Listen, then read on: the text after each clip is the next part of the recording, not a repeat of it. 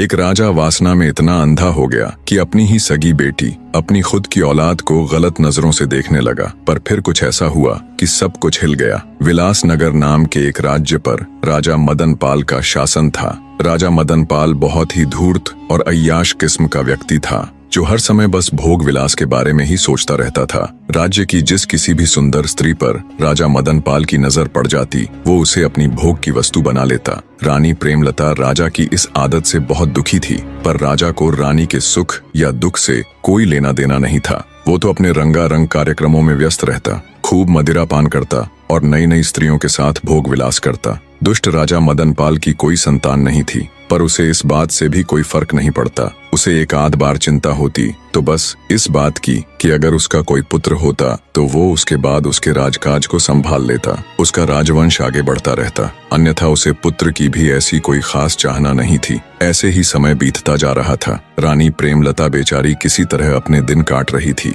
एक दिन रानी की तबीयत बिगड़ गई। राजवैद्य को बुलाया गया। जब राजवैद्य ने रानी की जांच की तो पता चला रानी प्रेमलता गर्भ से थी। ये खबर जब राजा मदन पाल को लगी तो उसे बहुत सुकून मिला। उसकी आदतों में कुछ सुधार होने लगा, पर यह सुधार बहुत ही कम समय तक था। 9 माह बाद रानी प्रेमलता ने एक बहुत ही अद्भुत और सुंदर कन्या को जन्म दिया। पुत्र की राह देखने वाले राजा को जब इसकी खबर लगी तो उसके खून का पानी होते देर न लगी। उसने तुरंत रानी के पास संदेशा भिजवाया कि उसकी कोख से जन्म लेने वाली लड़की का वो कभी मुख तक नहीं देखेगा। वो अपनी बेटी को मुझसे दूर ही रखे। अगर कभी मुझे वो नजर आई तो मैं तुरंत रानी सहित उसको मृत्यु के घाट उतार दूंगा। बेचारी रानी को जब राजा का ये संदेश मिला तो वो खून का घूंट पीकर रह गई। इसके अलावा वो बेचारी और कर भी क्या सकती थी। अब रानी के पास एक सहारा था, तो वो थी उसकी नवजात कन्या। रानी को तो पुत्री के रूप में जैसे